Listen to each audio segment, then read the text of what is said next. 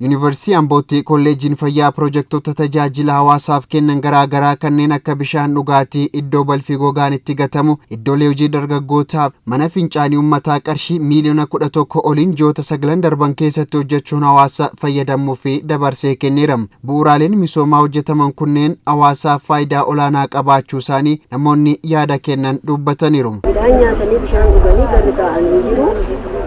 Baay'ee callaqamnee cinqii keessaa nu baasanii warri cinqaa maasii irraa dabarsu yoo gaarii sinaa kaa'u waan hunduma keessaniitu irratti waan guddaa akka nu assaabdan isinii kaa'asaabu hunda caalayyuu waaqan caalaa.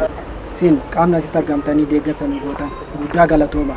Maaliif deebii arganne waan ta'eef karaa qaxxaamuraatiin deebii arganne waan ta'eef guddaa nu galatooma. Uummanni keenya tajaajilamuu jalqabeera.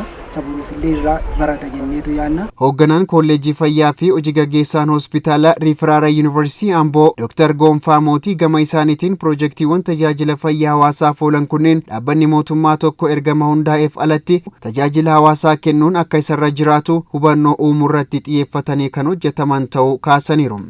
Tajaajila uummataati jechuudha. Tajaajila hawaasaa kennuun gahee yookaan ergama guddaa yuunivarsiitiin yookaan dhaabbanni mootummaa tokkottiin naannoo kanatti hundeeffame sana laallataa jechuudha.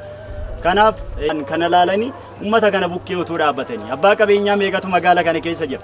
Waajjiraalee mootummaa meeqatu magaala kana keessa jira. Kanaaf jarri kun nurraa baratanii uummata kanaaf otoo waa gochuu jalqabanii kan jedhu sana agarsiisuudhaaf kaayyoon sun immoo galma nuugaa jennee yaanna. Dr. Buzunash Miidhagsaa itti aantuun pirezidantii Yuunivarsiitii Amboo baruu barsiisuu qorannoo fi qorannoo garaagaraa gaggeessuu fi tajaajilli hawaasaa ergama gurguddoo sadan yuunivarsiitiin keenya qabatee irratti hojjechaa jirudha jedhan. Mootummaan hunduma keessa dhaqee hundumaaf fandii godhee hin danda'u. Haala amma jiruutinis wanti agarraa jirus akkasidha.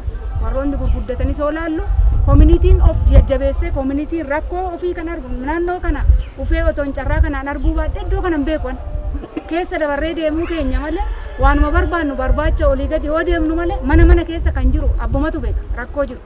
Bakka kana kan jiru rakkoo kan naannoo kanaa kan beeku warra naannoo kana jirudha. Kanaafuu warri humna qabu wal jajjabeessanii beekumsaan qabeenyaan wal gargaaramee inni bukkeessaa jiru maal keessa jira kan jedhu wal gaggaafachuu kana ijoolleen kun kana barsiista jechuudha. Ani baay'een galateeffadha ijoollee kana. Gabaasni kan waajjira dhimmoota kominikeeshinii mootummaa godina Shawaa Lixaati.